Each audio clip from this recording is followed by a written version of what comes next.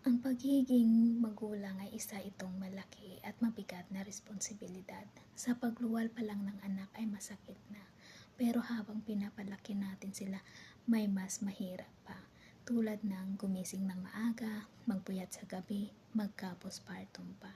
Then obligation din natin ng pakainin, damitan, at paaralin sila. Hindi lang yun, kailangan din nila ng gabay, payo, aruga, at maramdaman ang pagmamahal ng isang magulang.